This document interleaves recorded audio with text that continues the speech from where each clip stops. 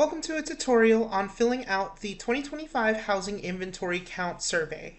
Begin by filling out the name, email, phone number, and organization name, as well as your organization address and city and zip code. If you're a victim service provider, please only provide a zip code. Next, you will be indicating whether the data you are submitting will be based on clients that were residing in your project on the night of the count. More often than not, please select yes. Next, you are going to indicate if you are submitting data for a voucher program such as HUD-VASH, Emergency Housing Voucher, or Stability Voucher. Next, you're going to indicate whether or not your project is a victim service provider. Please only select yes if your project is specifically designated to serve survivors of domestic violence.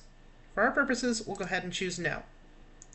Then click Next at the bottom of the page. Next, you're going to fill out the project type, your inventory type. More often than not, it will be current. And then your target population. Please only select domestic violence survivors if your project is specifically designated to serve survivors of domestic violence.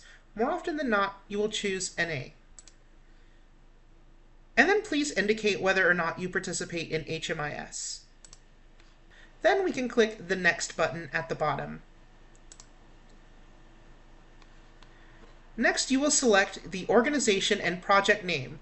If your organization or project name is missing from this list, please contact data@thn.org.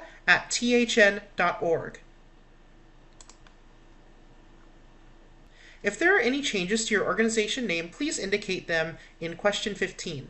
Otherwise, you can skip this question. Next, we're going to get into the funding section. If your project receives any McKinney-Vento, COC, or ESG funding, please indicate it in question 16. In question 17, please indicate if you receive any other federal funds.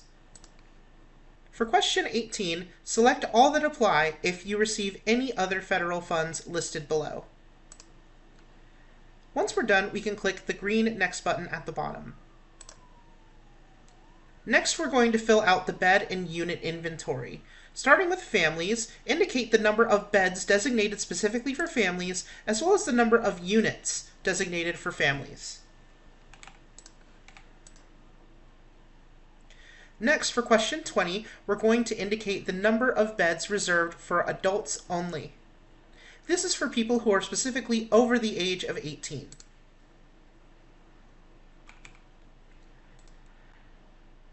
For question 21, we're going to fill out the number of beds designated specifically for children only. These are beds reserved specifically for people under the age of 18.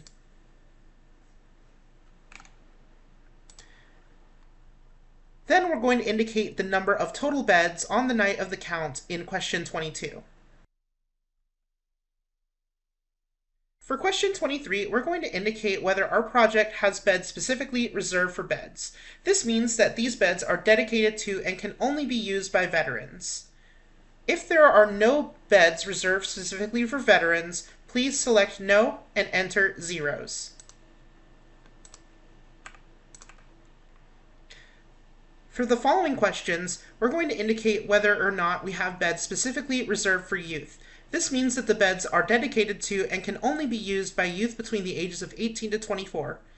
If you don't have any beds reserved specifically for youth, similar to the veterans questions, please select no and enter in all zeros. For the following questions, we're going to indicate whether or not we have overflow beds. Overflow beds are available on a temporary basis during the year in response to demands that exceed planned yearly or seasonal bed capacity. And then for question 28, we're going to indicate if there are any seasonal beds. Seasonal beds are not available year-round, but instead are available on a planned basis with a set start and end dates during an anticipated period of high demand. This could be something like a cold weather or emergency cots that are laid out due to inclement weather. Next, we'll indicate the start or end date if we have any seasonal beds.